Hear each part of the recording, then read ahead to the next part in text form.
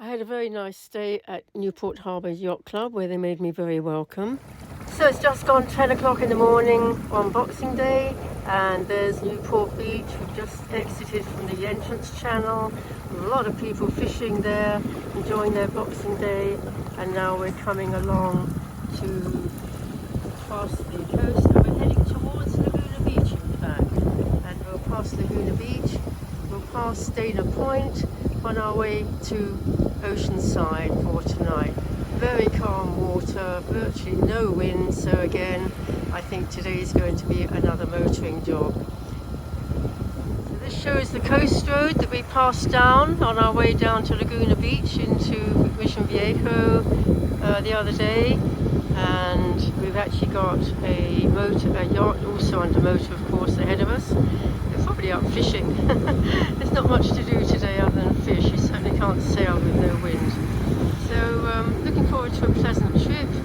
A little bit overcast, but otherwise quite warm and sunny. Pretty hazy over in the distance there, but we can just see, I presume that's Catalina Island, Santa Catalina Island in the distance.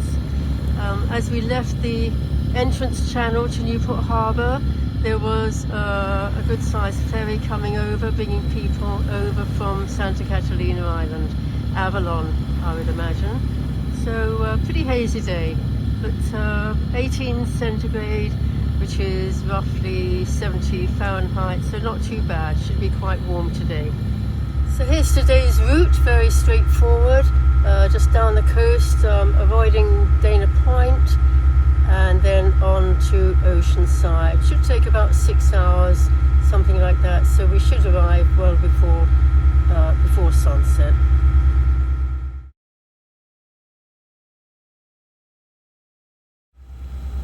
We're just passing the promontory on either side, on the north side of Crystal Cove there. You can just see Crystal Cove there in the distance.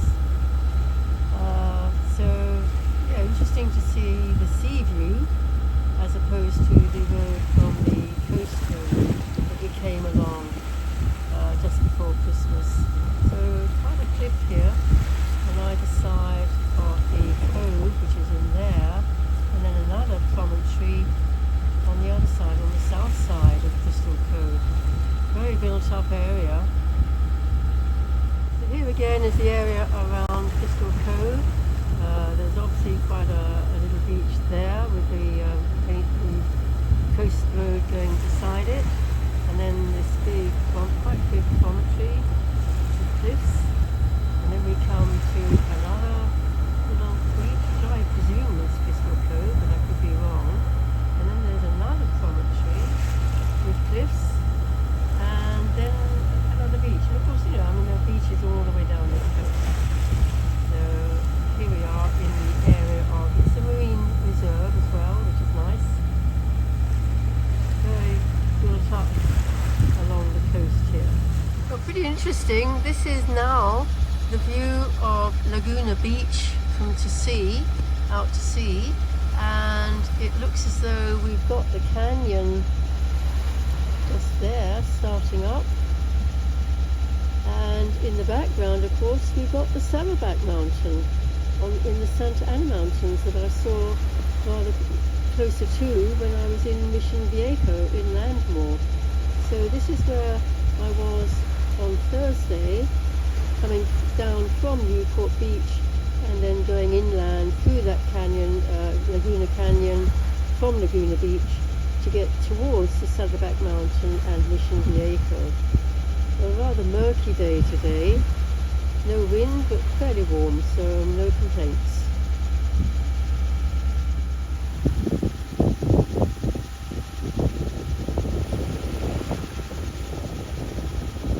So just another shot of Laguna Beach area, very, very full of arts and crafts. Well, there's the Saddleback Mountain. It always seems to be in view, very, very distinctive outline in the Santa Ana Mountains. And then we're just coming by Dana Point. If you've ever read 2 Years Before the Mast, then you'll know the story about how in the days before California was settled, they would throw the skins over these cliffs onto to get them into the ships to load up. So I don't know quite why they would do that, but because there's obviously shoreline here, but I suppose rather than anchoring, they could maybe get the ship closer in. But anyway, so there's Dana Point. I thought I was going to be coming into the marina here, but plans changed, and so I'm passing it by on my way from Newport Beach to Oceanside. But good to see those cliffs, and remember that book. If you've never read 2 Years Before the Mast, I would definitely recommend it. It's a fascinating read in the 1800s about a guy who basically, as a youngster, to get away from the family, I think he just wanted to go to sea. Anyway, he went round from the east coast, Boston area, I think he started, down and around Cape Horn and up here, up to the California coast. A very, very interesting read. So 2 Years Before the Mast is the name of the book. Definitely recommend it. So there we've got the marina, Dana Point Marina, and then we move on around to down the coast towards Oceanside, where I'll be stopping tonight. So here's another view of Dana Point, the cliff there, the bluff, and the marina area, and of course the Saddleback Mountain behind, very distinctive. So very calm sailing, well, we're not sailing, use the term loosely, and a few boats out. They've got their sails out, they're just gently having a little fun time. Having to keep a little bit of a watch out to make sure that I avoid everything. But I think around in that area there that we're looking at now is Oceanside, which is where we're headed to.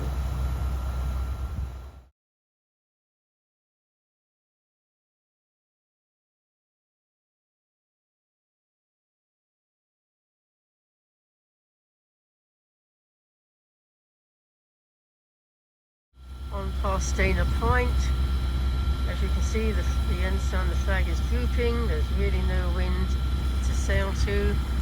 Around to look at the harbour, Dana Point Harbour, the marina area, a couple of yacht clubs in there as well, and we're just moving on. Saddleback Mountain in the distance, and on along to the point ahead of us. And I definitely think it's about time I got some food. I've had no breakfast. I met up with a few people in the Newport Harbour Yacht Club this morning for coffee and a chat, which was great, and not eaten anything since, and it's now midday, so I think it's time to have something to eat. All the while, as we've been coming down the coast now, and in the distance you can see Santa Catalina Island, very hazy. I've zoomed in a bit to show it, but it's there, and not too long a time taken to get there from here, so a lot of people go there. So this is actually what it looks like at the moment. Just totally visible on the horizon, and obviously on a clear day far better seen, but not a very, a relatively hilly but low island. Very pleasant.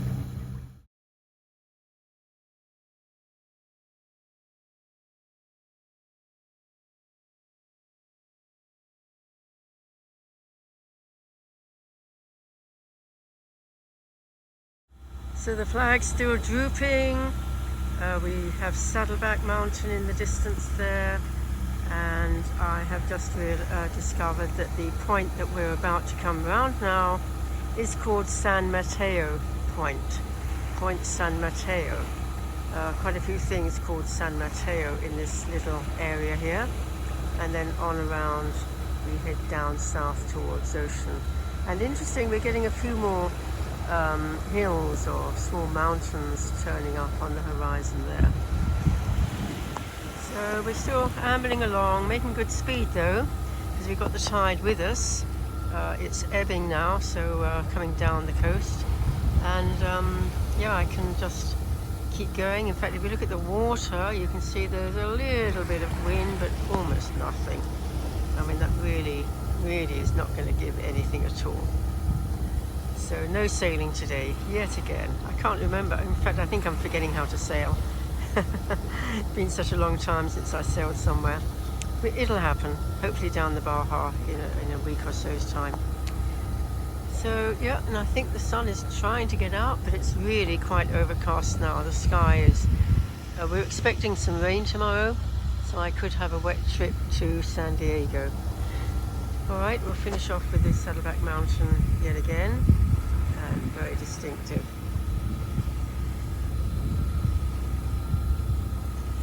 Well, we're still ambling south, there's still no wind, it's very calm. But at least the sun's getting out a little bit more. We've got a little bit more blue sky, and I have to say that this San Mateo Point and the area around there, quite rugged mountain, is actually looking quite dramatic and much pleasanter than the built-up area around, for instance, Laguna Beach. And obviously they've got, it's covered in growth. There must be scrub bushes on there, so it's got this very dark look. And we're looking on down now again, down towards Oceanside, and we've got mountains behind. So pretty pleasant. You know, I have to say, I had to take a photo of this area. It looked a lot more interesting and a little bit further north. The view out to sea is quite pleasant with the sun getting through the light cloud. I think we pretty well lost Santa Catalina Island astern. There might just be, I think I might just be able to see a hint of it. But what I've been looking out for is San Clemente Island, which is basically one big naval base, I think.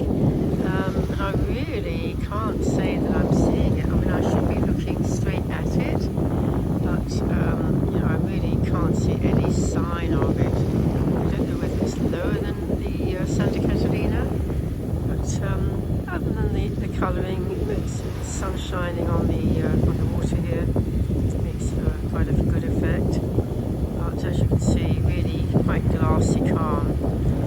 The water showing how little, well, pretty well no wind at all.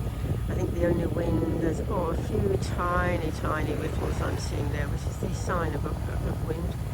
The wind causes the wind waves, and they start tiny, and then they get bigger as the wind increases. But at least it does always show me the true wind direction. So often you're only looking at the apparent wind direction, which is affected by the boat speed. So if I want to give a weather report and I've lost my wind instruments, as has happened in the past, then I look at the sea and I look at the ripples, I look at my compass, and I deduce the direction from which the wind is coming, which is what we're looking at now, pretty well in that direction, because obviously the ripples are across the wind direction. And then I try to also, from the size of the waves, well, of course, pretty well no waves here at the moment, but you know, 0, 1, 2, 3 knots of wind maybe. But as the wind gets stronger and the waves get bigger, and the effect of the wind on the waves also increases, you might get whitecaps. Then I head to the Beaufort scale, which was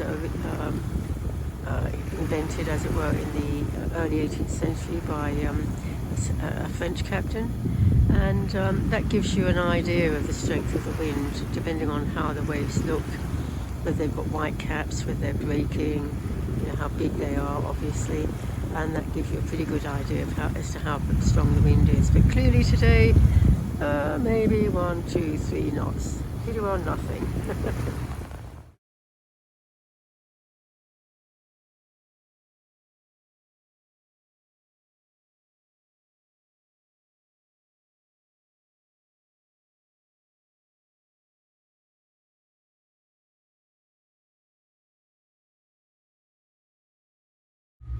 Well, one thing about coming inshore compared with being in the middle of the ocean is that you've got a lot more to avoid, and I had to alter my course earlier to avoid this restricted area here.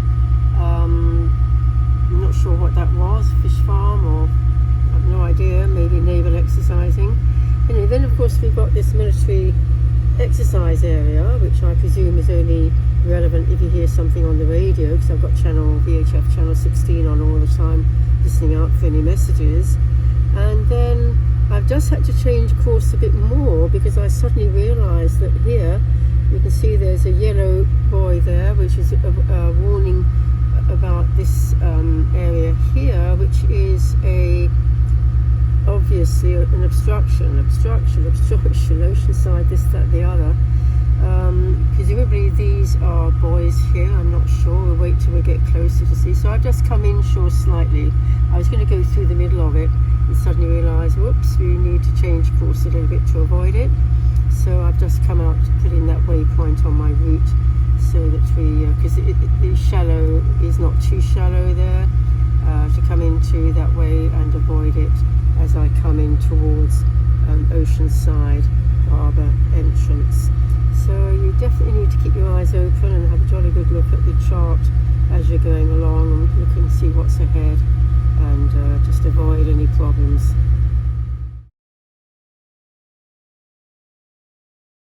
San Mateo behind us. We are avoiding the Fish Haven obstruction ahead of us, and we are actually, it's 2:45 and we're about 2.5 miles from the entrance into Oceanside, which is not quite dead ahead because we're avoiding the obstruction. We'll change course very slightly to starboard shortly, but that's basically where Oceanside is. Oceanside Harbour, Oceanside, the actual town is there. So this is our view at the moment. I've got my fenders and lines all ready, and the water is still looking very, very calm. So it should be 2.5 miles and maybe 6 knots. So it's a little bit under half an hour, say 20 minutes maybe, until we get to the harbour entrance. And then of course I'll take some water pile up before then and take us in and around. Hopefully there might be someone there to catch our lines, which is always very nice.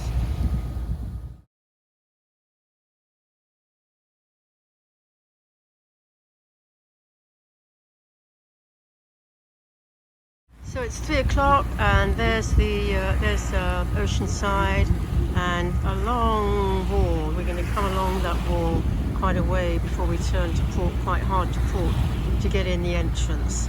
So next stop will be tied up to the dock hopefully, and in Oceanside in the marina. Here's the view of the entrance, and there's quite a sharp port side turn to get into the entrance just here. I saw the waves breaking on the long harbour wall, and there wasn't that much of a swell, but even so, just as I turned the corner to get into the dredged channel, suddenly a wave came, and because it was shallow, it piled up quite a lot, and suddenly the boat was really taken by the wave. I was really quite surprised and had to work quite hard to keep us on course. So we got in and tied up nicely by 3:30, and the sea lions are well and truly honking. They are very, very noisy. I hope they go to sleep at night.